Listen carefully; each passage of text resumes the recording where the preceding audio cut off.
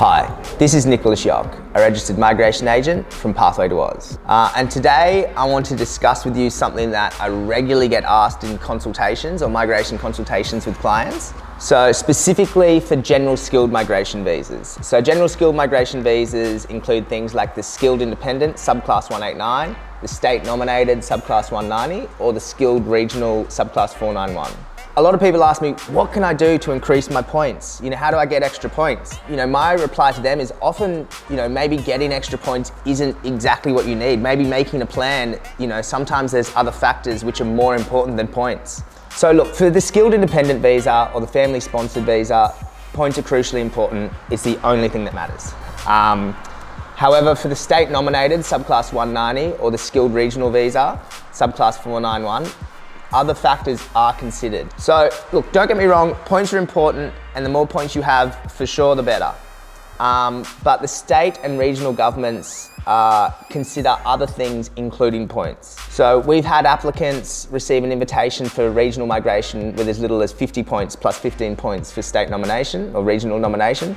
We've also had people receive state nomination invites with as little as 60 points and plus 5 points for state nomination. Each state has different requirements for state migration or nomination, and each state has a different or a separate list of occupations that they deem to be in demand in that state.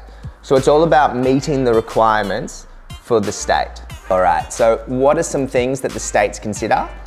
Well, look, I think probably most important is living and working in that state or territory. So if possible, I think most states want to see someone who can contribute to the economy immediately and can find work and, basically assimilate in the economy. When choosing someone from offshore or in another state, in comparison with someone who's already living and working in, the state that you want migration from, the state will almost certainly take, or will always usually take, someone who's living and working in that state.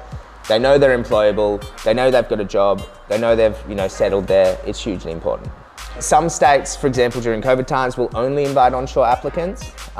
If you've lived and worked in that specific state for a period of time, this might be 3 months, 6 months, 12 months, etc. Look, another factor which states might consider is that you have a job offer. So many states will want you to demonstrate, as we said, that you can work in the industry in Australia. In order to do this, they may want you to have a job offer when you apply for the visa. All right, so this is something which I think is really important, and it's timing. So sometimes I think timing is more important than points. So when I say that, I mean state and regional migration occasionally opens and closes at certain points throughout the year. During COVID, this was obviously evident.